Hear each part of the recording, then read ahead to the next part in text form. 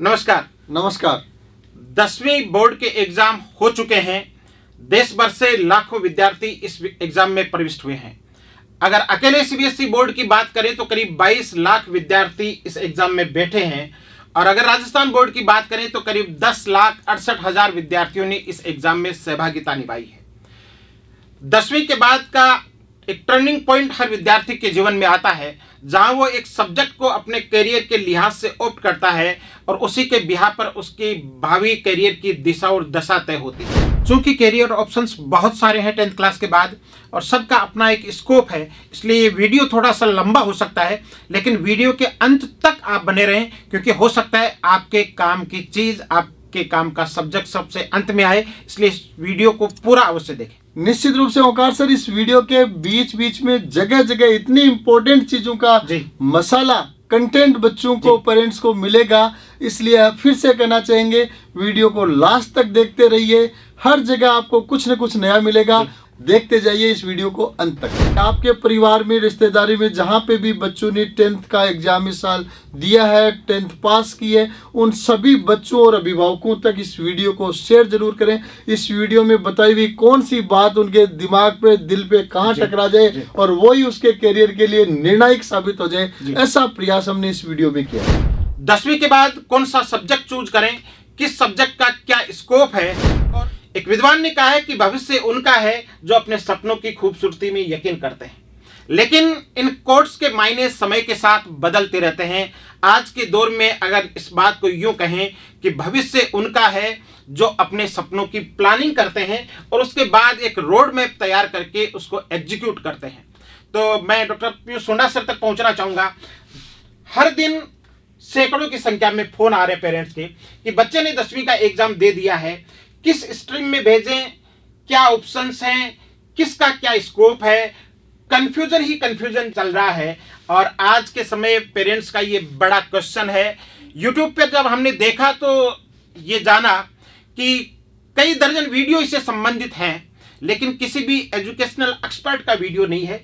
वो videos YouTubers के हैं, वो ठीक वैसे ही हैं जैसे बिना आहार नाल की स्ट्रक्चर जाने आप आंत को ठीक करने का उपचार बता रहे हो। यानी एक्सपर्ट की राय हमेशा फायदेमंद रहती है।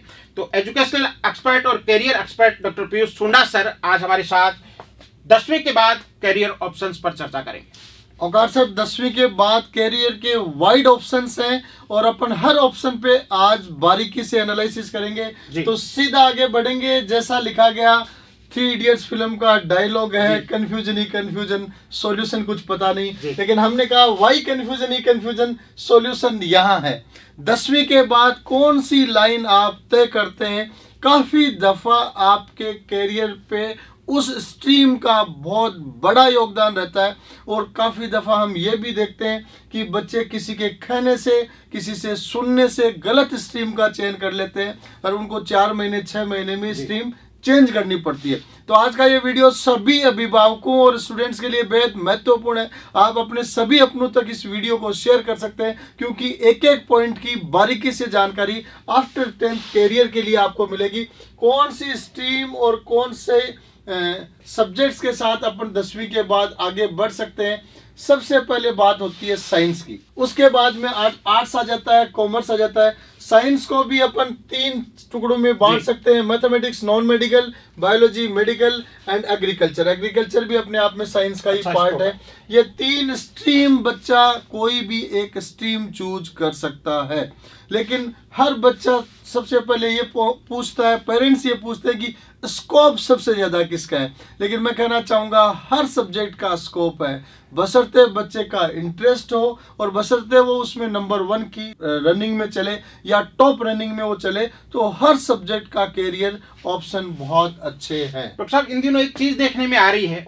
एक समय होता था जब ऊपर की लेयर का बच्चा साइंस लेता था, सेकंड लेयर का बच्चा कॉमर्स लेता था, वो जमाना और लास्ट लेयर का बच्चा आर्ट्स लेता था। लेकिन आजकल कैरियर प्लानिंग करके अच्छे स्कोप वाला बच्चा भी रैंडमली अपने सब्जेक्ट चूज कर रहा है। इसका मतलब पेरेंट्स और विद्यार्थियों में जागरूकता बढ़ रही है। मैं सभी का फिर से ध्यान आकर्षित करना चाहूंगा कि पहले जमाने में साइंस को नंबर 1 माना जाता था, लेकिन आज चॉइस नंबर 1 हो गई है।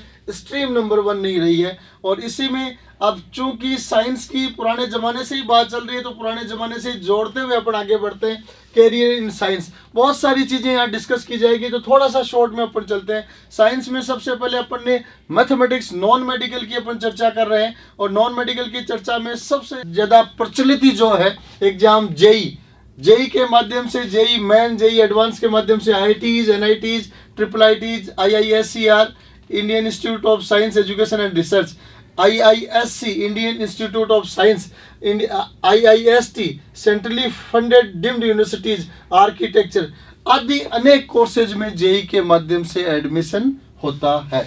तो तमाम उतार चढ़ावों के बावजूद वो टीवी चैनल वाले जैसा कि कहते हैं कि जेई अब भी टॉप पर बना हुआ है, यानी स्टूडेंट्स की पहली पसंद है, उसके बाद ज्यादा ऑप्ट कर रहे हैं। और उसके बाद आजकल दूसरा जो ऑप्शन अच्छे परिवारों के बच्चे और अच्छे बच्चे ऑप्ट कर रहे हैं वो है NDA, UPSC, SSB।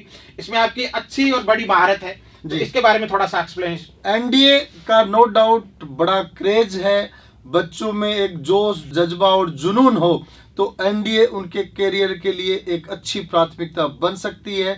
मैथमेटिक्स संकाय के बच्चे इस स्ट्रीम के थ्रू ज़्यादा अच्छी तरह से आगे बढ़ते हैं। हालांकि ह्यूमैनिटीज वाले भी दे सकते हैं, लेकिन फर्स्ट पेपर UPSC का कंप्लीटली मैथमेटिक्स का होता है, इसलिए सक्सेस रेट मैथमेटिक्स की ज़्यादा है। अदरवाइज ह्यूमैनिटीज प्लस मैथमेटिक्स वाले बच्चे भी इसमें अच्छा सक्सेस NDA में ले सकते हैं। मीन्स ये केवल मैथमेटिक्स तक सीमित नहीं है।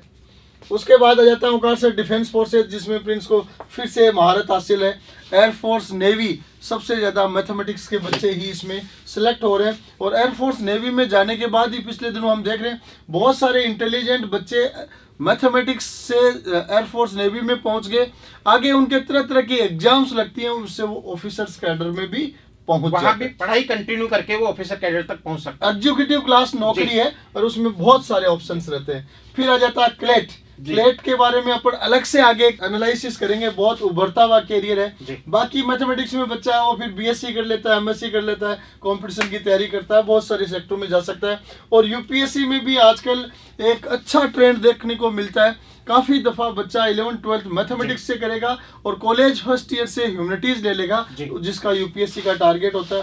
हालांकि आजकल तो बच्चा 11th 12th से भी ह्यूमैनिटीज UPSC के लिए लेने लग गया। अब ओंकार सर आगे बायोलॉजी में, बायोलॉजी आपका भी स्ट्रीम रहा हुआ है, तो क्यों नहीं कुछ मोती आप ही बरसाएं इस पे। जी, बायोलॉजी वो सब्जेक्ट है जिसमें बच्चे के सेटल होने की संभावनाएं खूब ज़्यादा होती हैं, क्योंकि स्कोप मैथ्स की तरह ही काफ़ी वाइड होता है। तो इसमें भी सबसे ज़्यादा डिमांडिंग नीट है, और नीट में कोचिंग इंस्टीट्यूट्स अक्सर नीट के माध्यम से MBBS की ही बात करते हैं। मैं अक्सर पेरेंट्स से कहता हूं कि नीट की तैयारी करने वाले बच्चे को अगर सेटल करना है, बाई चांस उसको MBBS नहीं भी मिला है, तो बहुत सारे ऑप्शंस हैं। वो MBBS के अलावा BDS कर सकता है, BAMS कर सकता है, BVSC कर सकता है, BHMS कर सकता है, BUMS कर सकता है, BPT, BYNS, BSc nursing. Sir मैं बताना चाहूंगा कि MBBS तो कोर हो गया, हर चीज बच्चे का डिमांड होता है, लेकिन BDS है, डेंटल सर्जन बन जाता है, आयुर्वेद आचार्य बैचलर बन जाता है। आयुर्वेद का आजकल खूब वैकेंसीज निकल रही हैं, और आयुर्वेद भारत का गौरव, तो आयुर्वेद निश्चित रूप से डिमांडिंग है। Bachelor of veterinary surgeon, veterinary में भी स्कोप की कमी नहीं है। हमारे मित्र जो वेटनरी सर्जन है वो बड़े खुश रहते हैं कि भाई MBBS वाला तो ह्यूमन बॉडी से डील करता है, वेटनरी में जानवरों से डील किया जाता है, काम वो अपनी तरफ से अच्छा करते हैं, लेकिन कोई कैजुअलिटी हो जाती है तो भी किसान कहता है भाई एक भैंस मरी सही वो संतुष्टि की लाइन में चलते हैं। यहाँ होम्योपैथी हो गया, यहाँ यूनानी हो गया, फिजियोथेरेपी हो गया, इस तरीके से ये योगा नेचुरोपैथी हो गया, BSc नर्सिंग हो गया, सब में नीट के माध्यम से एडमिशन हो रहा है। उसके बाद B फार्मा, D फार्मा हो गया, ICAR हो गया, और normal BSc UG plus PG competitions का दौर है, जिसमें बच्चा लंबी पारी खेलता है, लेकिन उसमें भी लेक्चरशिप है, RS है, असिस्टेंट प्रोफेसर है। इसमें डॉक्टर एक छोटी चीज और ऐड ऑन कर सकते हैं, MNS मिलिट्री नर्सिंग सर्विसेज में भी इसके बहुत अच्छा, यहाँ मैंने लिखा नहीं, मिस कर दिया, बहुत अच्छा आपने बताया सर। मिलिट्री नर्सिंग सर्विसेज में भी नीट के माध्यम से एडमिशन मिलता है। नीट के स्कोर के आधार पर आपको शॉर्ट लिस्ट किया जाता है, उसके बाद में एक छोटा सा इंटरव्यू रहता है। बहुत अच्छी सर्विस है, सीधा आप लेफ्टिनेंट बनते हैं। बेटियां इस मामले में एडवांस है, पिछले साल ही PCP की एक बेटी इसमें गई है, तो यहाँ भी एक अच्छा स्कोप बनता है। मिलिट्री नर्सिंग सर्विसेज हैं वो बेसिकली गर्ल्स के लिए हैं, और ऑफिसर कैडर मिलता है। और नीट में मैं बताना चाहूँगा गवर्नमेंट एमबीबीएस की सीट से अगर आप थोड़े बहुत पीछे रह गए तो आपके पास एमएनएस का बहुत अच्छा ऑप्शन है। सिविल में जो डॉक्टर होता है उससे अच्छे कैडर में उनकी लाइफस्टाइल रहती है। Military nursing services specially for girls. फिर आ जाते हैं कैरियर इन कॉमर्स। सबसे ज्यादा जो डिमांडिंग है, और स्पेशली जब से जीएसटी का फॉर्मूला लागू हुआ है तब से सीए शब्द को हर कोई जानने लग गया है। चार्टेड अकाउंटेंट सोबर जॉब है, जनरल जॉब है, डिमांडिंग जॉब है। इसमें CA foundation, IPCC, CA final course का कुरिकुलम है। उसके बाद में कंपनी सेक्रेटरी एक अच्छा ऑप्शन है। क्लेट में भी आप जा सकते हैं। क्लेट में तो चाहिए बच्चा साइंस का हो, आर्ट्स का हो, कॉमर्स का हो, कोई भी जा सकता है। डिमांडिंग जॉब है, जैसा कि आपने कहा कि आगे विस्तार से चर्चा करेंगे।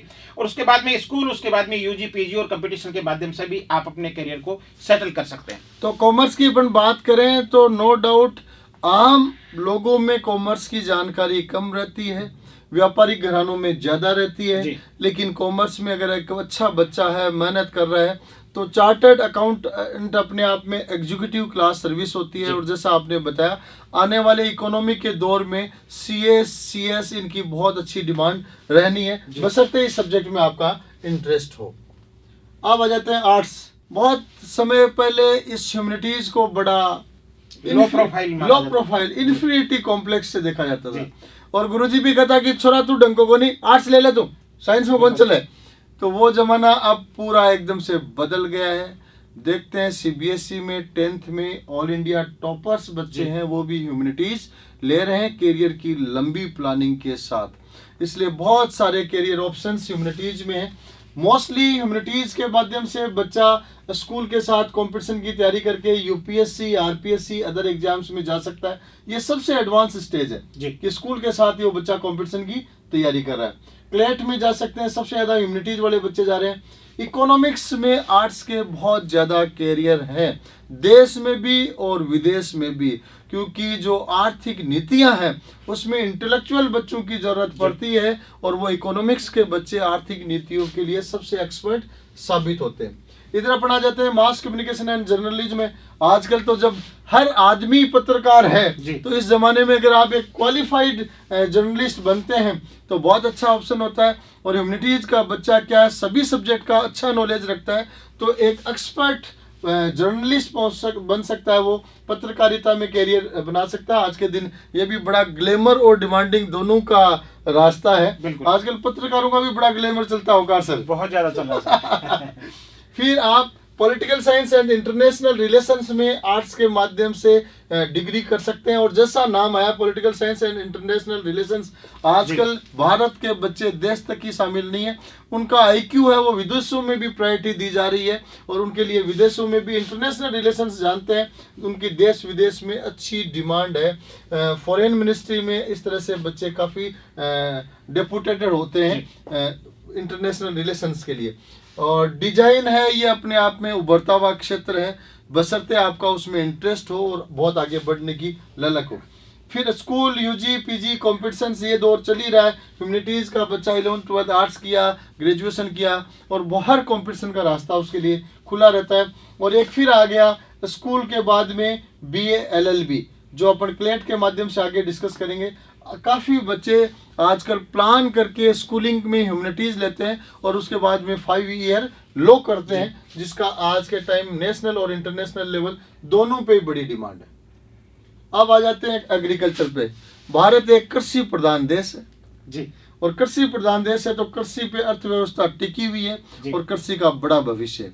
किसी समय कहा जाता था कि कृषि आय का कोई अच्छा माध्यम नहीं है। वो डॉक्टर साहब शायद इसलिए कहा जाता था क्योंकि कृषि में वैज्ञानिक तौर तरीके इस्तेमाल नहीं किए जाते, ट्रेडिशनल परंपरागत खेती होती थी। लेकिन अब एग्रीकल्चर के जो एक्सपर्ट हैं उनके गाइडेंस में जब खेती होने लगी है तो ये फायदे का सौदा भी साबित हो रहा है। बहुत अच्छे जागरूक लोग, अच्छे पढ़े लिखे लोग और इवन IITians जी एग्रीकल्चर में काम कर रहे हैं। क्वालिटी ऑर्गेनिक खेती पे सबसे ज्यादा काम किया जा रहा है। और ऑर्गेनिक के नाम पर तो औकार सर आज के दिन 1 रुपए की चीज 100 रुपए में बेच तो चाहिए। बिल्कुल, खाने वाले बहुत हैं, पैसे वाले, जैसे भारत में गरीबी है तो पैसे वाले भी बहुत हैं, और उनको ऑर्गेनिक के नाम से कुछ भी आप 1 रुपए का 100 रुपए में बेच सकते हो। और आजकल बहुत अच्छे इंटेलेक्चुअल लोग ऑर्गेनिक एग्रीकल्चर में काम कर रहे हैं। अपन एक बात करें कि सामान्य अगर कोई बच्चा है मध्यम है, तो मैं उन सभी अभिभावकों और बच्चों को कहना चाहूँगा, मध्यम बच्चे की success rate mathematics biology portion वाली साइंस की बजाय एग्रीकल्चर में काफ़ी ज़्यादा रहती है।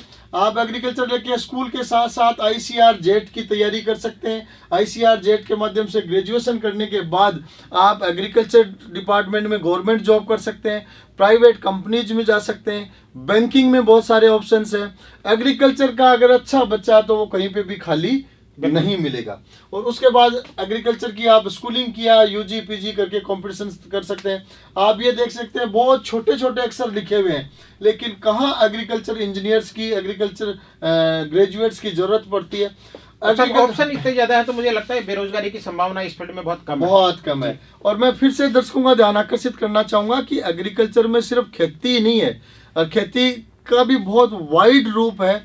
मत्स्य पालन है, वो भी एग्रीकल्चर का पार्ट है। फिशरी साइंस, जिसमें हमने भी 5-7 दिन कॉलेज कोचीन में अटेंड किया था। उसके बाद में अपन माने कि हॉर्टिकल्चर, पुष्प उद्यानिकी, उसका भी आज के दिन बहुत अच्छा डिमांड है जो इसके अंदर आ रहा है। डेयरी टेक्नोलॉजी है, वाटर कंजर्वेशन है, मधुमक्खी पालन है, फॉरेस्टर है। मतलब आप इतने नाम पढ़ नहीं पाओगे, इतने तरीके के कैरियर्स में बच्चा एग्रीकल्चर के माध्यम से जा सकता है। जितना संघर्ष बच्चा MBBS और IIT JEE के लिए करता है, उन बच्चों के लेवल से 50% लेवल का बच्चा भी हो और अगर कंटिन्यूटी रखे तो वो यहाँ अच्छा स्कोप बना सकता है। तो ओंकार सर, कैरियर के कंफ्यूजन को दूर करने वाला पहला राउंड यहाँ हो चुका है, जिसमें अपन ने सभी सब्जेक्ट्स के अपने अपने कैरियर ऑप्शंस महत्व का जिक्र किया। अब बात आ जाती है ओंकार सर की, हाँ, स्कोप किस चीज का है। इतनी सारी बातें हो गई, इतनी अपॉर्चुनिटीज बता दी, तो आप ओंकार सर दर्शकों से निवेदन करें कि वो खुद ही बताएं। जी प्लीज आप कमेंट करके बताएं कि किसका स्कोप आपकी नजर में अच्छा है। इस मामले में मेरा ऐसा मानना है डॉक्टर साहब कि एक हर चीज की अपनी एक फोरकास्टिंग होती है। आजकल कैरियर गाइडेंस की तो बात होती है, थोड़ी थोड़ी कैरियर प्लानिंग की भी बात होने लगी, लेकिन कैरियर फोरकास्टिंग नहीं हो पा रहा। कैरियर फोरकास्टिंग से मेरा अभिप्राय यह है, आज आपके बच्चे ने 10th का एग्जाम दिया है, आपका बच्चा मार्केट में तैयार होकर के आज से 6, 7, 8 साल बाद में आएगा। उस समय उस सब्जेक्ट का क्या फ्यूचर है, वो ज़्यादा महत्वपूर्ण है। और यही चर्चा हम इसमें करेंगे कि कौन सा सब्जेक्ट बेस्ट है। और हमारा मानना ऐसा रहेगा, आप अक्सर एक किस्सा भी सुनाया करते थे डॉक्टर हरी सिंह जी का, तो वो इसमें लंबा हो जाएगा, उसको थोड़ा शॉर्ट में ब्रीफ करें। कैरियर में स्कोप हर चीज़ का अच्छा ही है अगर आप उसमें बेस्ट हैं, नंबर 1 है। निश्चित रूप से किस्सा तो लंबा है, उस किस्सा का कंक्लूजन मैं बता देता हूँ कि एक इंटेलिजेंट बच्चा डॉक्टर अपने सीनियर के पास जाता है, कहता है मेरी प्री PG में फर्स्ट रैंक है, मुझे कौन सा ब्रांच लेना चाहिए, स्कोप सबसे ज़्यादा किसका है। तो वहाँ से जवाब उनको मिलता है, बहुत ही रूड सा जवाब कि बेटा स्कोप तो जूती गांठने का मीन्स मोची का भी बहुत ज़्यादा है, बशर्ते आप उसमें नंबर 1 हो।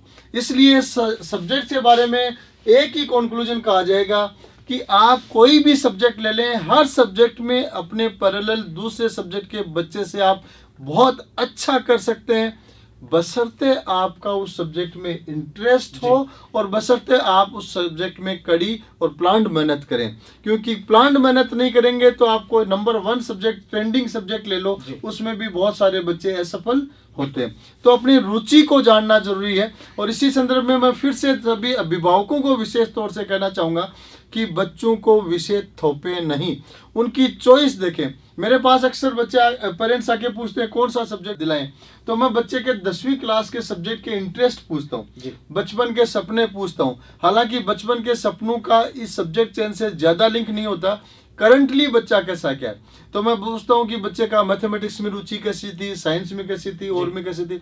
और मैं और चीज़ तो ज़्यादा नहीं, लेकिन एक चीज़ मैं ज़रूर हमेशा कहता हूँ, अगर 10वीं में बच्चे का मैथ्स में इंटरेस्ट नहीं था, मजबूरी में मैथ्स पढ़ रहा था, तो कम से कम उसको मैथ्स सब्जेक्ट बिल्कुल भी नहीं दिलाना चाहिए। अगर बच्चे का मैथमेटिक्स में इंटरेस्ट है तो उसको मैथ्स सब्जेक्ट दिलाएं, ताकि वो मैथमेटिक्स में भी बहुत अच्छा कर पाए।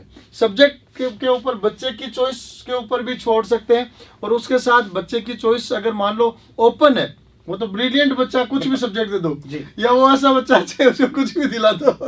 तो ऐसी स्थिति में फिर अपन आज जो ये एनालिसिस बताया जा रहा है आगे जारी रहेगा, उसके अनुसार ये वीडियो बच्चे को दिखाएं, पेरेंट्स खुद देखे साथ में बैठकर, और उसके बाद इस वीडियो के बाद आप कंक्लूजन निकाल सकते हैं। डॉक्टर साहब, आप बहुत बड़ा मुद्दा आ रहा है, ज्वलंत मुद्दा है सर। बिल्कुल। 10th के बाद नो डाउट बच्चा आगे की पढ़ाई के लिए अगले स्टेप की प्रतीक्षा में रहता है, मैं सिर्फ स्कूलिंग करूं या उसके साथ कंपटीशन की तैयारी भी करूं। नीट और जेई की अगर बात करें तो उसके लिए तो कोचिंग इंस्टीट्यूट्स ने पैरेलल फाउंडेशन शुरू कर दिया है, बच्चा उसमें बड़ी रुचि भी ले रहा है। लेकिन बाकी जिन कैरियर ऑप्शंस की अपन ने बात की, बाकी जिन सब्जेक्ट की बात की, उनमें अभी एडवांस स्टेज नहीं आई है, स्कूल्स ने इनोवेशन नहीं किए हैं।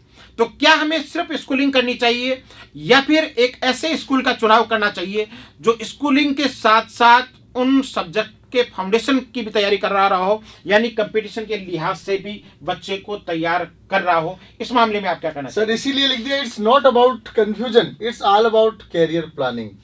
देखिए, ओनली स्कूलिंग से भी बच्चा बहुत अच्छा कर सकता है, पुराने जमाने में करते आए हैं जी। लेकिन समय बहुत बदल चुका है, और आज के समय मेरा ये मानना है कि 11वीं तक बच्चे को कैरियर प्लानिंग कर ही लेनी चाहिए, ताकि वो आने वाली उस कंपटीशन के दौर में अपने आप को स्टैंड कर पाए। अपन औकार सर पुराने अपने जमाने में देखा करते थे, वैसे तो ज्यादा पुराना जमाना नहीं, वह हाल ही की बात है, कुछ ही सालों पहले बच्चे 12वीं के बाद डॉक्टर या इंजीनियर बनने की सोचते थे, तो 1 साल में निकल गया वो योद्धा माना जाता था, 2 साल वाला वो सेनापति माना जाता था, 3 साल वाला वो लड़ाई का अगुवाई वाला माना जाता था, और 4-5 साल वाले पीछे वाले सिपाही माने जाते थे। लेकिन ये 1 से लेके 3-4-5 साल तक के लड़ाके मेडिकल कॉलेज में पहुंचते थे, और उसी से जनरेशन हुआ कि जब जीवन इतना महत्वपूर्ण है, उम्र इतनी महत्वपूर्ण है, तो 12वीं के बाद अपन इस जीवन का महत्वपूर्ण साल एक्स्ट्रा तैयारी में क्यों लगाएं। इसलिए आपका अपना व्यक्तिगत ओपिनियन हो सकता है, लेकिन आज के कंपटीशन के दौर में बच्चा 11वीं से ये डिसाइड कर ले कि मुझे कौन सी एग्जाम को अपीयर करना है, और उसकी बेसिक तैयारी वो 11वीं से ही शुरू कर दे, चाहे वो किसी कोचिंग में करे, चाहे स्कूल में करे, चाहे ट्यूशन में करे, लेकिन 11वीं से ही उसको मुख्य धारा में आना ही होगा, तो वो 12वीं के साथ अच्छी रैंक दे पाएगा और अपने जीवन के महत्वपूर्ण आगे की तैयारी के साल है वो बचा पाएगा। डॉक्टर साहब, इसका अगर थोड़ा डीपली एनालिसिस करें तो देखने में ये आ रहा है कि उस टाइम में 12वीं के बाद जब बच्चा तैयारी शुरू करता था तो उसके बाद उसको 3-4 साल 2-3 साल अक्सर लग जाते थे। जब बच्चा 11th से तैयारी शुरू कर रहा है तो 12th के साथ रिजल्ट ले रहा है, या 12th के बाद, हाँ मैक्सिमम, या फिर 12th के बाद 1-8 साल में वो बच्चा तैयार होकर के निकल रहा है। अधिकतम समय तो उतना ही लग रहा है। हाँ, एक समय उतना ही लग रहा है। वो या तो 12वीं के साथ निकलेगा, बहुत अच्छी संख्या में बच्चे 12वीं के साथ निकलने लग गए, और अगर मान लीजिए अगर समय लग भी गया तो उसको अधिकतम 1 साल का ही समय लगता है। अब बातचीत आ जाती है कि आपने ये सब चीजें देख ली, कैरियर का प्लानिंग कर लिया, अब आपको इंस्टीट्यूशन का चयन किस तरीके से करना चाहिए? औकार सर आप बढ़े आगे।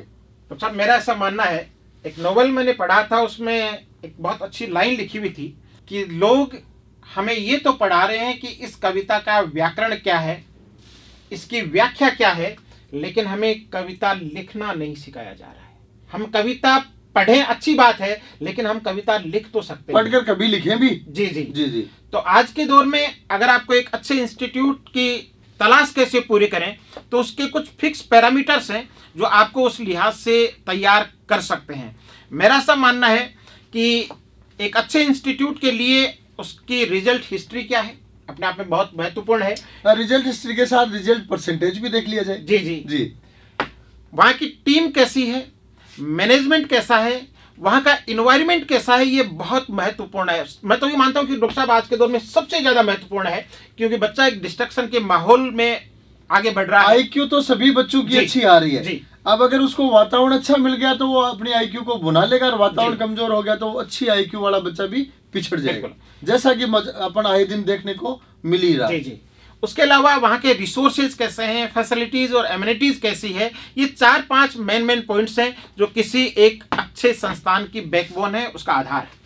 बहुत बढ़िया। तो सर चलते हैं, थोड़ा सा और डिटेल में ले लेते हैं। अब जब वीडियो बनाया जा रहा है, इतनी बातें बताई जा रही हैं, तो क्यों नहीं कुछ बातें देश के, राजस्थान के नहीं, देश के सुप्रसिद्ध प्रिंस एजुकेशन हब के बारे में भी हो जाए। इस वीडियो के माध्यम से अगर आपने पहले नहीं जानी है तो जान सकते हैं। प्रिंस एजुकेशन हब आज के दिन राजस्थान ही नहीं, देश का गौरव और गर्व बन चुका है। और उसके पीछे सबसे बड़ा कारण है टीचर्स की टीम, सिस्टम, सिलेक्शन की रेट, बच्चों की पर्सनल केयर, और आज जैसा आप कहते हैं इंटरनेशनल एमिनिटीज। हमने तो दुनिया तो देखी नहीं, बाहर से बाहर गए नहीं, लेकिन ये चीजें बहुत कुछ देख देख के लग रहा है। और जब वीडियोज में देखते हैं कि प्रिंस में जो है वो इंटरनेशनल लेवल की एमिनिटीज है, और इसीलिए हमें विदेश जाने की जरूरत नहीं पड़ रही है। ऐसा महसूस हो रहा है कि हाँ विदेश में ही रह रहे हैं। जी जी जी।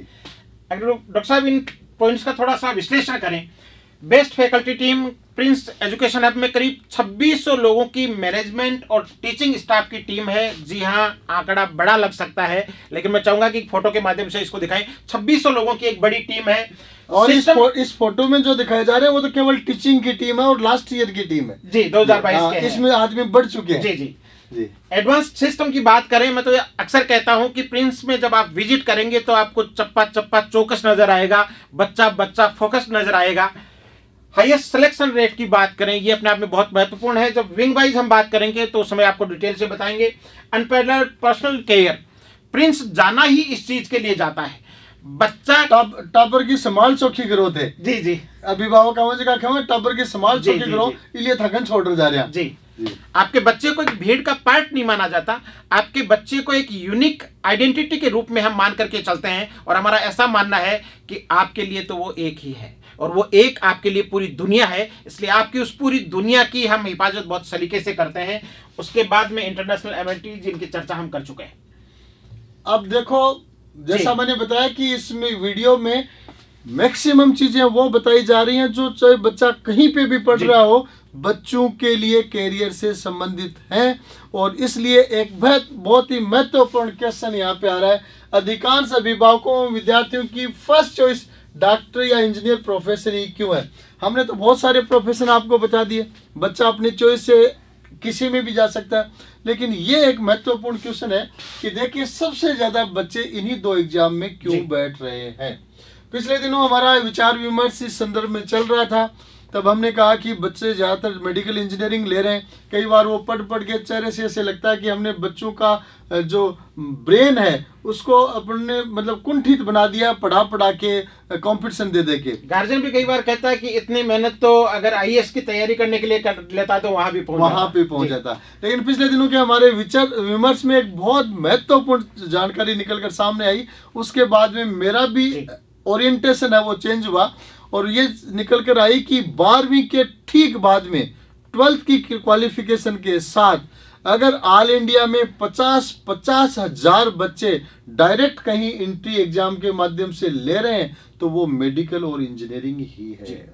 और किसी एग्जाम में जाओगे आप 2000 सीटें, 5000 सीटें, 50 हजार सीटें, वो भी ऐसे कैरियर में, ऐसी स्ट्रीम में, ऐसी कॉलेजेस में जहां के माध्यम से आगे कैरियर की राहें बहुत आसान होती है। इसलिए ये लॉजिकल है कि बच्चे सबसे ज्यादा मेडिकल और इंजीनियरिंग ले रहे हैं, और क्योंकि उसमें सीटें सबसे ज्यादा है। 50 हजार बच्चा एक साल में सिर्फ इन्हीं दोनों सब्जेक्ट में सेट होता है। डॉक्टर साहब, इसमें एक चीज और है कि आपकी एंट्री नीट और जेई के थ्रू किसी मेडिकल कॉलेज या आईआईटी एनआईटी में ट्रिपल आईटी में होगी तो उसके बाद वो एक अच्छे वेल सेटल्ड करियर की गारंटी है। आपको एक भी दिन घर नहीं बैठना पड़ेगा। और उस गारंटी के साथ एक चीज और महत्वपूर्ण निकलकर सामने आ रही है कि उसके बाद भी आप किसी लाइन में चले जा सकते हो। मतलब एक हाथ में लड्डू तो पली आगो, बिल्कुल, दूसरे हाथ का लड्डू आप जा सकते हो। आप आईएएस में जा सकते हो, आप डिफेंस फोर्सेज में जा सकते हो, आप इंटरनेशनल सर्विसेज के लिए जा सकते हो, आप कैरियर को कहीं पे भी चेंज भी कर सकते हो, जैसे मैंने चेंज किया है। इसलिए इस लाइन में कैरियर की सिक्योरिटी हो जाती है, और उस सिक्योरिटी के बाद आप दूसरे किसी भी लाइन में जा सकते हो। अब जेई और नीट के लिए थोड़ी सी बातें बीच बीच में अपन प्रिंस के बारे में करेंगे और बीच बीच में फिर से ओवरऑल इंपॉर्टेंस की बातें आएंगी। इसलिए आप इस वीडियो में कंटिन्यूस बने रहें, हर पॉइंट पे हम तथ्य पे नजर डालेंगे। अभी क्लेट के बारे में अपन डिस्कस करेंगे, सीयूईटी के बारे में करेंगे, यूपीएससी के बारे में करेंगे, बहुत सारी चीजों का डिस्कशन। यानी हमने जो कैरियर ऑप्शंस आपको बताए हैं उन तमाम कैरियर ऑप्शंस की तैयारी का प्लेटफॉर्म भी प्रिंस एजुकेशन हब है। प्रिंस है, इसलिए साथ साथ में ज्ञान की बातें इतने मतलब इतना एक्सप्लोरेशन लोगों को दिया जा रहा है, तो साथ साथ में ये बताना भी जरूरी है कि प्रिंस उसमें क्या कर रहा है। जी, ये ऑप्शन भी आप जाने। मेडिकल इंजीनियरिंग की तैयारी के लिए लोग कहने लगे कि देश की पसंद सीकर और सीकर की पसंद पीसीपी, ऐसा ही चल रहा है। और इस तरफ प्रिंस का, पीसीपी का बहुत अच्छा महत्वाकांक्षी योजनाएं प्लानिंग चल रही है कि पीसीपी निश्चित रूप से देश की पसंद के रूप में अपने आप को प्रमाणित करे। और आप देख सकते हैं अपन शॉर्ट में चलेंगे ताकि आगे के करियर के बारे में जान सकें। 613 बच्चे गवर्नमेंट एमबीबीएस में जा रहे हैं, हर चौथा पांचवा बच्चा डॉक्टर पीसीपी के माध्यम से नीट 2022 में बनाए। और उसके साथ कोचिंग नगरी सीकर के टॉप 25 बच्चों में से 8 बच्चे अकेले पीसीपी से हैं। 33 टॉप रैंक्स पर 33% टॉप रैंक्स पर आपका कब्जा है, ये अपने आप में बहुत महत्वपूर्ण। जबकि सीकर में नीट की लगभग 10-15 कोचिंग है और उसमें 1/3 रोल आप दे रहे हो, मींस आप नीट की एक एस्टैब्लिश्ड कोचिंग बन चुके हो। इसीलिए देश की पसंद पीसीपी बन रहा है। और नीट में जैसे बताया ऑल इंडिया रैंक 500 में 8 बच्चे हैं, ये सभी बच्चे हैं, ये बहुत ही बेहतरीन टॉप सीकर के बच्चों में शामिल है 33% में। अब जेई की बात करें तो देखो पीसीपी है वो पर्टिकुलर एक स्पेशलिटी के लिए जानने के बजाय पीसीपी का हर स्ट्रीम स्पेशलिटी है। बिल्कुल, हर स्ट्रीम सुपर स्पेशलिटी है। दोनों में पैरेलल रिजल्ट है कि सीकर में एकमात्र संस्थान है जो दोनों में बेस्ट पैरेलल रिजल्ट दे रहा है। निश्चित रूप से रिजल्ट दिए जा रहे हैं और इस चीज की मतलब हर जगह चर्चा है कि रिजल्ट चाहे जेई का आए, जेई मेन का है, चाहे जेई एडवांस का है, चाहे नीट का है, सीकर की एकमात्र कोचिंग संस्था है जो हर रिजल्ट में अपनी प्रभावी उपस्थिति अच्छे रिजल्ट के माध्यम से दर्ज कराती है। यानी वहां हर चौथा पांचवा बच्चा मेडिकल कॉलेज में जा रहा था, यहाँ हर तीसरा बच्चा आईआईटी एनआईटी में जा रहा है। मीन सक्सेस रेट नीट से भी ज्यादा जेई की है। और पीसीपी के बच्चे देश के टॉप आईआईटीज में हर जगह अपना प्रभाव बना गए। आप फिगर यहाँ पे देख सकते हो, बहुत अच्छी सिलेक्शन रेट के साथ। आगे अपन चलते हैं, छोटी छोटी बातें अपन डिस्कस करेंगे और जल्दी आगे बढ़ेंगे ताकि इस वीडियो के माध्यम से आपको गागर में सागर जैसी सूचनाएं मिल जाए। एसटीएससी एग्जाम होता है, स्टेट टैलेंट सर्च एग्जामिनेशन, और इसमें बड़ा धमाका प्रिंस का रहा हुआ है। 261 बच्चे, राजस्थान के टॉप 160 बच्चों में से 60 बच्चे अकेले प्रिंस के पीसीपी के, अपने आप में बड़ा स्कोर है। टॉप 20 में 60 बच्चों की लाइन लगी हुई है। इस एसटीएससी एग्जाम के माध्यम से बच्चों को स्कॉलरशिप मिलती है। ये एग्जाम बच्चा 10वीं के दौरान 12वीं के दौरान देता है। ओलंपियाड्स में दुनिया भर की परफॉर्मेंस बच्चों की है। संस्थाओं की जितनी टोटल संख्या होती है उतने तो प्रिंस के बच्चों ने गोल्ड मेडल्स पीसीपी के बच्चों ने जीत लिए हैं। ये gold medals, medal of distinction, इन सब के जिक्र हैं। अपन फिर से आगे इंपॉर्टेंट चीजों में आते हैं। बीच बीच में बहुत अच्छे अच्छे क्वेश्चन हम लेते जा रहे हैं जिसके माध्यम से आप ये जान सको कि किस तरह कैरियर प्लानिंग करनी है। जी देखिए, आगे बहुत ही महत्वपूर्ण क्वेश्चन है ओंकार सर। कक्षा 11वीं एवं 12वीं में सीबीएसई स्कूल की प्राथमिकता ही क्यों? देखिए, नो डाउट आज के टाइम में सीबीएसई बोर्ड का जो कुरिकुलम है वो बच्चे के ओवरऑल डेवलपमेंट को तैयार करने वाला बेस्ट कुरिकुलम जिसको कहा जा सकता है। और इसीलिए सीबीएसई स्कूल्स की डिमांड्स भी पेरेंट्स और बच्चों में बढ़ती जा रही है। और जब सीबीएसई स्कूल की बात चलती है तो एक ही नाम निकल करके आता है, प्रिंस एकेडमी सीकर। एक ही नाम क्यों निकल करके आता है, आप बताएं। जी ओंकार सर, इस क्वेश्चन के आंसर को आगे बढ़ते हुए प्रिंस एकेडमी की तरफ अपन चलते हैं। सीबीएसई की प्राथमिकता निश्चित रूप से जहां सीबीएसई स्कूल्स अवेलेबल है, पेरेंट्स सक्षम है, वहां सीबीएसई को प्रायोरिटी दी जा रही है। हालांकि एनसीईआरटी का क्यूरिकुलम बाकी बोर्ड में भी आ चुका है, लेकिन अपन 11वीं 12वीं की बात कर रहे हैं तो जेई और नीट दोनों का ही क्यूरिकुलम है, या सीयूईटी का क्यूरिकुलम है, या सीए फाउंडेशन का क्यूरिकुलम है, ये या यूपीएससी का क्यूरिकुलम है, वो सारा का सारा 11th-12th की एनसीईआरटी की बुक्स से एज इट इज रिलेटेड है। इसका आप यूपीएससी की तैयारी करते हैं तो भी कहते हैं कि आप 6th क्लास से लेकर के 12th तक की एनसीईआरटी पढ़ो, है ना। और उसके साथ साथ हालांकि अपन आगे फिर आएंगे, लेकिन दूसरे बोर्ड के ऊपर। लेकिन इसमें एक फ़ायदा ये है कि बच्चा साथ में अपने 3 सब्जेक्ट ऑप्शनल लेके, इंग्लिश कोर लेके एक माइनर सब्जेक्ट भी ले सकता है, ताकि वो अपना मैक्सिमम एकेडमिक टाइम 4 सब्जेक्ट्स में दे सकता है। इसलिए सीबीएसई प्रायोरिटी रखी जा रही है। और सीबीएसई के लिए देखो कहा जाता है कि देश में सबसे ज़्यादा आगे रिजल्ट्स, इंफ्रास्ट्रक्चर, को करिकुलर एक्टिविटीज, स्पोर्ट्स सब में अगर कोई आता है तो प्रिंस एकेडमी आता है। 3 बच्चे all India second rank all India toppers, percentage में 95-90 से ऊपर अनगिनत बच्चे हैं।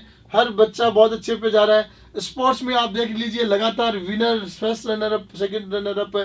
हर जगह प्रिंस एकेडमी की उपस्थिति आ रही है। स्पोर्ट्स में देखिए 342 तो एक साल के मेडल है। मुझे तो खुद को ही कई बार डाटा देख के आश्चर्य होता है कि इतने मेडल्स बच्चे लेके आ रहे हैं। लेकिन बहुत बड़ी टीम लगी हुई है, इसलिए रिजल्ट्स भी बड़े।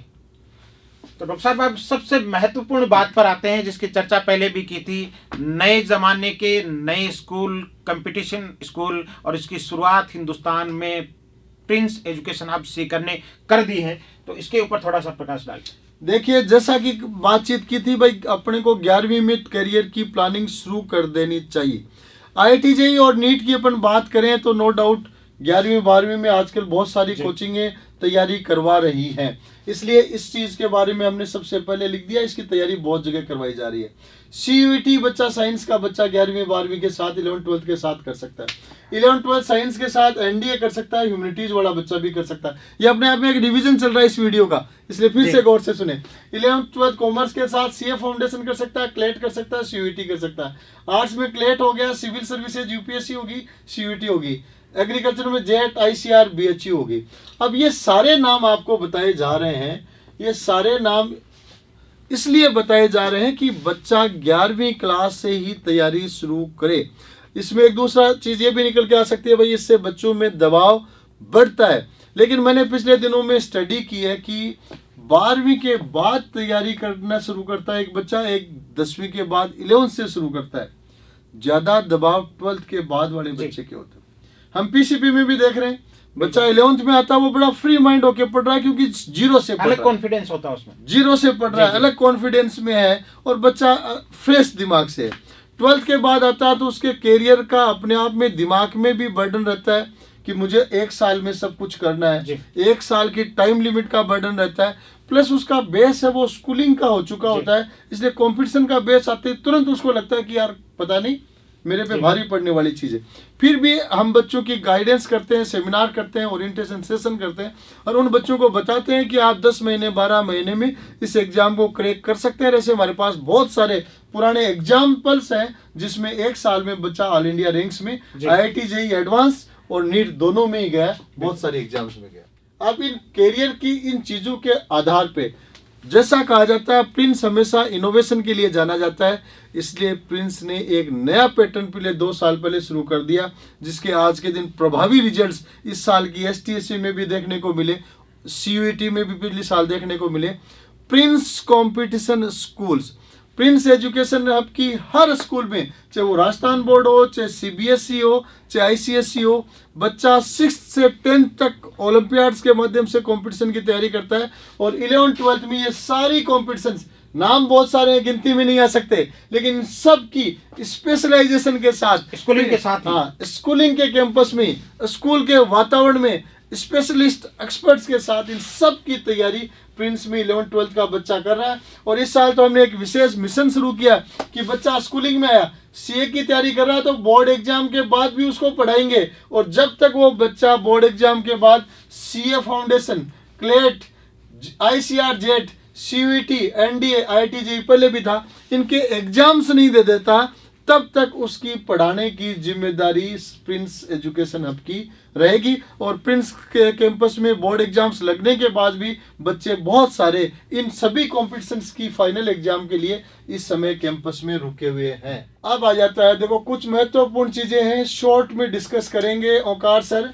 और जब बात आ गई 10th के बाद कैरियर की, तो 10वीं के बाद तो बड़ी महाविस्फोटक कैरियर्स की ऑप्शंस बच्चों के पास हैं, जिसमें अक्सर बच्चे ग्रेजुएशन के बाद सुनते थे प्रिंस एकेडमी में 11वीं में बच्चा UPSC की तैयारी कर रहा है। पहले प्रिंस कॉलेज में 12वीं के बाद करता था, आज के दिन विद 11th 12th UPSC, छोटी आंखों से भी बड़े सपने देखने, बड़े सपने हैं। क्लेट 11th-12th के साथ क्लेट की बच्चा तैयारी कर रहा है। क्लेट के लिए जैसे मैंने कहा कि बाद में विस्तृत चर्चा करेंगे, तो विस्तृत चर्चा को फिर संक्षिप्त रखना पड़ेगा क्योंकि वीडियो लंबा हो रहा है। जल्दी इस वीडियो को एंड करना है। आज के दिन बच्चा साइंस, आर्ट्स, कॉमर्स किसी का भी हो, कॉमन लॉ एडमिशन टेस्ट, जैसा कि अपन चर्चा कर रहे थे एग्रीकल्चर की कि एग्रीकल्चर में मध्यम बच्चा भी अच्छा चल जाता है, उसी तरीके से आजकल बहुत सारे मध्यम रेंज एकेडमिक रेंज के बच्चे क्लेट के माध्यम से बहुत अच्छा कर रहे हैं और बहुत सारे पुलिस ऑफिसर्स, जुडिशियल ऑफिसर्स की पहली चॉइस क्लेट बन चुका है। 11th-12th के साथ बच्चा क्लेट की तैयारी करता है, क्लेट का एग्जामिनेशन देता है और नेशनल लॉ यूनिवर्सिटीज NLUs में 5 year BA plus LLB course में प्रवेश लेता है और आजकल NLUs में भी प्लेसमेंट IITs की तरह शुरू हो चुके हैं। वहाँ से वो नेशनल मल्टीनेशनल कंपनी की लीगल सेल में जा सकता है, अपनी खुद की लीगल सेल डेवलप कर सकता है, लीगल कंसल्टेंट बन सकता है। आजकल तो कानूनी दाव पेच बहुत होते हैं, बड़ी बड़ी फर्म्स हैं, सबके पास ऑर्गेनाइजेशन में लीगल टीम खुद की रहती है।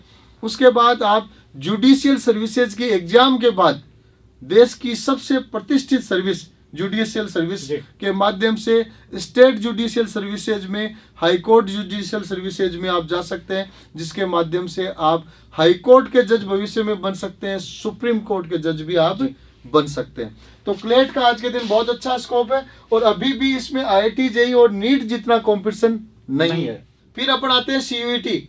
सबसे ज्यादा बच्चा 12th के बाद, जैसे 10th-12th में बैठता है उतना ही बच्चा आजकल CUET में बैठता है और CUET में भी मैं बताना चाहूंगा कि केवल 12th का सिलेबस आता है और ऑप्शनल सब्जेक्ट का सिलेबस आता है। कुछ एक यूनिवर्सिटीज है जिनमें जनरल एप्टीट्यूड टेस्ट में मैथमेटिक्स, जनरल साइंस और रीजनिंग वगैरह आती हैं। बाकी मेन सब्जेक्ट्स आपके 12th के ऑप्शनल सब्जेक्ट हो गए और इंग्लिश कोर आपका हो गया और इनके माध्यम से बच्चा 12th के साथ टॉप यूनिवर्सिटीज में जा सकता है। पिछले साल CUET 2022 में प्रिंस के 74 बच्चे अकेले दिल्ली यूनिवर्सिटीज के अच्छे कॉलेजेस में गए थे, केवल दिल्ली यूनिवर्सिटी। CUET के माध्यम से ऑल ओवर इंडिया की बात करें तो अभी हमारे पास डाटा की काउंटिंग भी नहीं है, इतनी बड़ी संख्या में बच्चे ऑल इंडिया की यूनिवर्सिटीज में गए। CA फाउंडेशन की अपन चर्चा पहले भी कर चुके हैं, 10वीं के बाद ये अपने आप में एक अच्छा करियर है।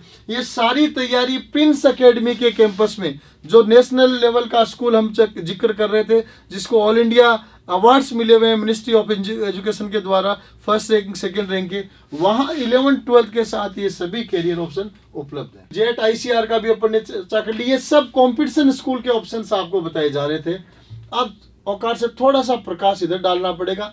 राजस्थान की माटी से अपन है, राजस्थान बोर्ड से अपन पढ़े हुए हैं और जैसा अपन ने अभी चर्चा की CBSE की कि CBSE पहली प्रायोरिटी क्यों है, लेकिन हर बच्चा CBSE में नहीं पढ़ पाता है, हर बच्चा CBSE की फीस भी पे नहीं कर पाता है। बिल्कुल डॉक्टर साहब, आप सही कह रहे हैं। अगर RBSE बोर्ड की बात करें तो कईयों को लग सकता है कि ये ऑफ ट्रेंड हो गया, लेकिन ऑफ ट्रेंड नहीं हुआ है। डाटा जी ये कह रहे हैं कि पूरे देश भर से CBSE बोर्ड से 10th क्लास का 22 लाख बच्चों ने एग्जाम दिया है। RBSE बोर्ड से भी 11 लाख बच्चों ने सिर्फ एक स्टेट से एग्जाम दिया है, राजस्थान स्टेट से एग्जाम दिया है। इसका मतलब एक आम आदमी की पहुंच तक वाला ये बोर्ड है और चूंकि अब तो कोर्स कुरिकुलम सेम हो चुका है, वही NCERT का पैटर्न CBSE बोर्ड फॉलो करता है। कह दिया कि प्रतियोगी परीक्षाओं में राजस्थान बोर्ड स्कूल का वर्चस्व भी दिखने लगा है। पहले सेंट्रल लेवल की एग्जाम्स होती थी, उसमें CBSE के बच्चों की सक्सेस रेट रहती थी, लेकिन आज के दिन राजस्थान बोर्ड के बच्चे भी बराबर टक्कर दे रहे हैं और उसका सबसे बड़ा कारण NCERT की बुक्स हो गई। दोनों तरफ सेम बुक्स है, इसलिए बच्चा NCERT की बुक्स राजस्थान बोर्ड में पढ़कर भी कंपटीशन में बराबर की टक्कर दे सकता है, बराबर के झंडे गाड़ सकता है, बराबर का लठ काट सकता है। तो ये प्रिंस स्कूल राजस्थान बोर्ड का है, जो मेरिट फैक्ट्री के नाम से जाना जाता है। राज्य स्तरीय मेरिट है, राजस्थान में टॉपर बहुत बार दे चुका है। कितने बच्चों के परसेंटेज आ गए आप गिनते हैं, लाइन लगी हुई है परसेंटेज में, परसेंटेज कोई कमी नहीं है परसेंटेज की। और आजकल पिपराली सर्किल कैंपस में भी प्रिंस स्कूल ने CBSE में 11th-12th साइंस शुरू कर दिया है, RBSE में पिपराली सर्किल ब्रांच में साइंस एंड आर्ट्स भी शुरू कर दिया है। यानी पश्चिमी सीकर में जो दबदबा था वो अब पूर्वी सीकर में भी नजर आने लगा। बिल्कुल, बहुत अच्छा रेस्पॉन्स पूर्वी सीकर से मिल रहा है, सभी का आभार। हम आपकी उम्मीदों पे खरा उतरने का पूरा प्रयास करेंगे। पूर्वी सीकर के अभिभावक और भी ज्यादा जागरूक है, उन्होंने प्रिंस को अपने आप में, मैं चाहता हूं जो प्रिंस वहां अपडेट और अपग्रेड हो रहा है हर जी। साल, उसमें पूर्वी सीकर के अभिभावकों का भी बड़ा योगदान है। उनके बराबर मार्गदर्शन के कारण वहाँ एक एक चीज़ बारीकी से अपडेट हो रही है। और एक अपन कह सकते हैं कि एकेडमिक्स का और एक्स्ट्रा करिकुलर एक्टिविटीज़ का जो पीक लेवल हो सकता है वो पूर्वी सीकर में प्रिंस स्कूल और प्रिंस लोटस वैली अभिभावकों को दे रही है। अब शॉर्ट में औकार सर आगे चलेंगे। फौज का क्रेज वैसे तो बहुत है, ऑफिसर्स के रूप में भी, सोल्जर्स के रूप में भी, ऑफिसर्स इवन सोल्जर्स में भी आप जाकर ऑफिसर्स बन सकते हैं। ये बहुत अच्छा माध्यम है सर, बहुत कम लोगों को पता है। काफ़ी लोग सोल्जर के लिए भर्ती होते हैं, सोल्जर तक की सोच लेते हैं जी। बहुत सारे आजकल अच्छे बच्चे, मान लीजिए एनडीए में सिलेक्शन नहीं हुआ, वो सोल्जर में चला जाता है और वहाँ जाके उसके पास बहुत सारी अपॉर्चुनिटीज आगे जाके ऑफिसर बनने की मिलती जाती है। डिफेंस फोर्सेज के बच्चों के लिए, एनडीए के लिए अगर बात करें तो मेरे हिसाब से आज के दिन देश भर में फर्स्ट चॉइस और single choice Prince NDA academy और प्रिंस सैनिक स्कूल। आप देख सकते हैं 34 एसएसबी रिकमेंडेड ऑफिसर्स बन चुके हैं, कैंडिडेट्स एसएसबी में रिकमेंड हो सके। यूपीएससी में तो सिलेक्शन का डाटा की अंत ही नहीं है। आप ये देखिए, डॉक्टर साहब एक मजबूत टीम है, ये टीम ये कह रही है कि क्यों देश की पहली और एकमात्र पसंद प्रिंस एनडीए एकेडमी बना हुआ है। देखो बड़े बड़े अधिकारी बैठे हैं, ब्रिगेडियर साहब, कर्नल साहब हैं, यहाँ ब्रिगेडियर है, यहाँ 2 कर्नल आगे, कोमोडोर नेवी के ब्रिगेडियर इक्विवेलेंट रैंक है, फिर कर्नल आगे, पर्सनालिटी डेवलपमेंट एक्सपर्ट आगे, और भी एसएसबी की टीम प्रिंस में आ रही है। ये टीम लंबे समय से आ रही है, आजकल नई टीम भी एसएसबी के लिए प्रिंस में आने लग गई। इतने ऑफिसर्स एक साथ एक मंच पे प्रैक्टिकली, फोटो में नहीं, प्रैक्टिकली अगर कहीं मिलते हैं तो देश में केवल प्रिंस सैनिक स्कूल और प्रिंस एनडीए एकेडमी में मिलते हैं। फिर आ जाते हैं एक साल बेमिसाल 10 डिफेंस ऑफिसर्स, उसी टीम का ये सक्सेस का राज है। एसएसबी में इतने बच्चे रिकमेंड हो चुके हैं। एयरफोर्स नेवी की तैयारी के लिए आज के दिन 11th से ही बच्चा, सामान्य परिवारों के औकार सर प्रिंस डिफेंस एकेडमी में अपने इतने बच्चे आ रहे हैं कि जिनको कहना है कि भविष्य में डिफेंस में जाएंगे। और अगर भविष्य में आपको डिफेंस में जाना है तो 12वीं के बाद तैयारी क्यों, बिल्कुल 11वीं आईआईटी के लिए कर रहे हैं तो इसके लिए भी कर सकते हैं। तो आज के दिन प्रिंस डिफेंस एकेडमी में 11th मैथमेटिक्स के साथ एयरफोर्स, नेवी और एनडीए, और स्पेशली प्रिंस एनडीए एकेडमी में इंग्लिश मीडियम एनडीए के बैच चलते हैं। प्रिंस डिफेंस एकेडमी में हिंदी मीडियम एनडीए के बैच भी शुरू हो चुके हैं क्लास 11, 12 के साथ साथ। देश में एकमात्र प्रिंस डिफेंस एकेडमी है। और आजकल तो आप ये मान लीजिए डिफेंस में एक ही नाम गिना जा रहा है चारों तरफ, और वो एक ही नाम प्रिंस डिफेंस एकेडमी का हो चुका है। मैं बार बार बोल रहा हूँ, आपको थोड़ा घमंड गर्व लग सकता है, लेकिन पब्लिक का कहना जी, हम नहीं बोल रहे। वो एक फिल्म है ना जिसमें आंकड़े बोल रहे हैं, एक फिल्म में कहता है जी मैं तो बस अच्छा सोचता हूँ अपने आप ही हो जाता है। तो प्रिंस तो अच्छा करने का प्लान रखता है। ये नंबर 1 देश की आम आवाज वाली बात में डॉक्टर साहब एक बात और जोड़ना चाहेंगे, क्योंकि आजकल गर्ल्स के लिए भी ये ओपन हो चुका है, तो गर्ल्स एनडीए की फैसिलिटी भी प्रिंस एनडीए एकेडमी में है। बहुत अच्छी बात याद दिलाई सर। आजकल एनडीए और एयरफोर्स नेवी तीनों में गर्ल्स के रास्ते ओपन हो चुके हैं। इसलिए चाहे आपको एनडीए का ऑफिसर बनना हो, चाहे एयरफोर्स XY ग्रुप में जाना हो, Prince defence academy, Prince NDA academy, Prince सैनिक स्कूल, तीनों में गर्ल्स के एडमिशन चल रहे हैं। और मैं वहाँ घूमता हूँ, देखता आ रहा हूँ, बड़ी संख्या में गर्ल्स एडमिशन ले चुकी हैं, क्योंकि पहली बार ऐसा मौका मिल रहा है। और इधर एयरफोर्स में देखिए रिटर्न में डाटा जब आते हैं तो सैकड़ों में आ रहे हैं। डिफेंस एकेडमी के डाटा है, नेवी के डाटा है 208, और मतलब सैकड़ों में डाटा है। वो कहते हैं ना कि कागज पर लिखा कलाम बोल रहा है, हम नहीं, हमारा काम बोल रहा है। तो ये डाटा इसका प्रमाण है। अब वीडियो समापन की ओर चलते हैं, और वीडियो समापन की ओर चलने से पहले last but not the list, सबसे बड़े आदमियों की बात यहाँ पे औकार सर। सबसे बड़े आदमियों की बात, और सबसे अंत में गाँव में जैसे कोई भी प्रोग्राम होता है तो जो प्रोग्राम का अध्यक्ष होता है, मुखिया होता है, वो सबसे लास्ट में बोलता है। वैसे सबसे बड़े कैरियर की बात आ रही है सबसे लास्ट में। जी डॉक्टर साहब, तो समाज में अगर कोई एक आईएएस ऑफिसर आ जाता है, आजकल तो वो बत्ती वाला सिस्टम सरकार ने थोड़ा कम कर दिया, वरना लाल बत्ती देख करके लोगों के रोंगटे खड़े हो जाते थे। एक सामान्य सा पिता भी ये चाहता था कि काश मेरे बच्चे के भी ये लाल बत्ती लग जाए, और इसके लिए वो उनको दिल्ली भेजते थे, बड़ी मेहनत करते थे। लेकिन अब आपको दिल्ली जाने की जरूरत नहीं है, क्योंकि प्रिंस कंपटीशन स्कूल्स में इसकी तैयारी 11th से ही शुरू हो चुकी है, और 12th करने के बाद प्रिंस कॉलेज के माध्यम से पैरेलल सिविल सर्विसेज विंग के माध्यम से आपके आईएएस, आईपीएस, आरएस, आरपीएस बनने के सपनों को साकार करने की जिम्मेदारी प्रिंस एजुकेशन ऑफ सीकर ले रहा है। तो महत्वपूर्ण क्वेश्चन आ जाता है कि कब आईएएस बनने के सोचे। आजकल तो माँ बाप के टाबर पेट में माँ के वह जल्दी माँ बाप आईएएस बनावा की सोचवा लग गया।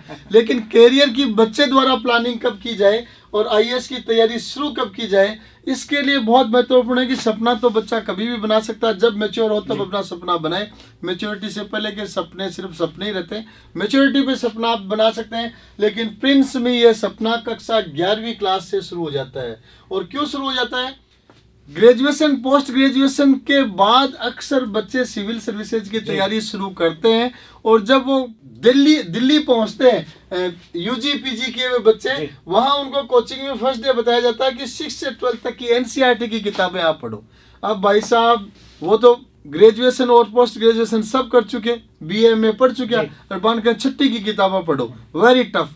इसलिए वो किताबें क्यों नहीं 6 से 12 तक ही पढ़ के जाओ, पोस्ट ग्रेजुएशन के बाद में क्यों? जिसकी पढ़ने की जब क्लास है, उम्र है, उस टाइम पढ़ी जाए। और इसी पे रिसर्च करते हुए प्रिंस ने शुरू कर दी है प्रिंस सिविल सर्विसेज डिवीजन, जिसमें 10वीं और 12वीं के बाद स्कूल या कॉलेज से ही शुरू करें सिविल सर्विसेज, आईएएस, आरएएस की तैयारी। ये सारे सब्जेक्ट्स बच्चा वहाँ पे पढ़ रहा है। 11th 12th और कॉलेज के बाद करंट अफेयर्स की मैगजीन पढ़ रहा है और लाइब्रेरीज में बच्चा पढ़ रहा है। और मैं आपको बताना चाहूँगा किस तरीके से तैयारी चल रही है वहाँ पे बच्चों की। 11th 12th या कॉलेज के बाद फर्स्ट ईयर से बच्चा history, political science, geography, economics, current affairs, newspaper reading, Hindu हो चाहे इंडियन एक्सप्रेस हो चाहे हिंदी के न्यूज़पेपर हो, राइटिंग स्किल्स जिसमें अक्सर बच्चा ग्रेजुएशन, पोस्ट ग्रेजुएशन के बाद में काम करता है, वो सारी चीज़ें प्रिंस में कॉलेज फर्स्ट ईयर से चल रही हैं। और इसी के कारण जैसा कि Prince NDA academy, Prince defence academy देश भर के बच्चों के लिए नंबर 1 चॉइस बन चुका है,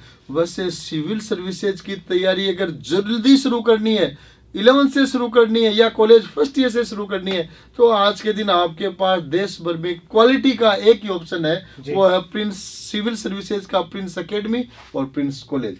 तो ओंकार सर, मेरी भाषणबाजी बहुत हो चुकी है। अब मैं चाहूंगा 2 ज्ञान की बातें आप दर्शकों को लास्ट में बताएं कि बच्चों को कैरियर के तरह किस तरह की राह चुननी चाहिए। तो ये था 10वीं के बाद आप कैरियर कैसे चूज करें, कौन कौन से ऑप्शंस आपके पास हैं और प्रिंस एजुकेशन हब किस तरह से इस मामले में आपकी हेल्प कर सकता है। मैं मानता हूं कि हर एक अभिभावक के लिए उसका बेटा बेटी बहुत महत्वपूर्ण होता है और वो उसके बुढ़ापे की लाठी होता है। इसलिए सही समय पर किया गया सही निर्णय आपके बेटे बेटी के सपनों को साकार करने वाला साबित होगा। हमने पूरी ईमानदारी के साथ इस वीडियो के माध्यम से आप तक कुछ तथ्य पहुंचाने का प्रयास किया। आप यकीन कीजिएगा, हम तो अक्सर ये कहते हैं कि सीकर आकर प्रिंस नहीं देखा तो कुछ नहीं देखा। ये सारे तथ्य आपको धरातल पर तैयार मिलेंगे। तो हम चाहेंगे कि 10th के बाद आप एक अच्छा कैरियर चूज करें, अपनी मनपसंद सब्जेक्ट चूज करें, इसमें देखा देखी नहीं करें। अभिभावक की भी अपनी इच्छा या कई बार अभिभावक जो खुद नहीं कर पाया वो बच्चे के ऊपर थोप देता है, ऐसा नहीं करें। बच्चे को खुला छोड़ें। हाँ, ये जरूर है कि कैरियर भविष्य में किस चीज़ का, इसको ध्यान में रखते हुए आप सब्जेक्ट ऑप्ट करें। हमारे काउंसलर्स इस मामले में आपकी हेल्प करने के लिए तैयार हैं। अगर आपको कहीं छोटा मोटा संदेह है तो एक हेल्पलाइन नंबर इस डिस्प्ले में हम आपको दिखा रहे हैं, उस हेल्पलाइन नंबर पर आप कॉल करके ये गाइडेंस ले सकते हैं या फिजिकली आकर के विजिट करके हमारे एक्सपर्ट काउंसलर से मिल सकते हैं। आइए सीकर, देखें प्रिंस और करें साकार अपने सपनों को। क्योंकि कहते हैं कि विजेता वो नहीं बनता जो सही वक्त का इंतजार करता है, विजेता वो बनता है जो वक्त पर सही वार करता है। वक्त पे सही वार। ओंकार सर, बहुत अच्छी बात की, सही टाइम पर वार कर दे वो जीत जाए। बहुत अच्छी बातें आपने सुनी। और मैं कहना चाहूंगा ये वीडियो लंबा हो चुका है, लेकिन इस वीडियो के माध्यम से अगर इस लंबे वीडियो को 10th पास बच्चा बच्ची देखता है, उसके अभिभावक देखते हैं, तो इस वीडियो के माध्यम से कैरियर के सारे ऑप्शंस, सारे विकल्प बच्चे तक पहुंचेंगे, एक एक चीज़ की बारीकी से जानकारी पहुंचेगी। इसलिए मैं फाइनली सभी से कहना चाहूँगा कि आपके परिवार में, रिश्तेदारी में जहाँ पे भी बच्चों ने 10th का एग्जाम इस साल दिया है, 10th पास की है, उन सभी बच्चों और अभिभावकों तक इस वीडियो को शेयर जरूर करें। इस वीडियो में बताई हुई कौन सी बात उनके दिमाग पे, दिल पे कहाँ टकरा जाए और वही उसके कैरियर के लिए निर्णायक साबित हो जाए, ऐसा प्रयास हमने इस वीडियो में किया है। जी सर, तो अब इसको कंक्लूड करते हैं। आप सभी ने देखा, सराहा, धन्यवाद, नमस्कार।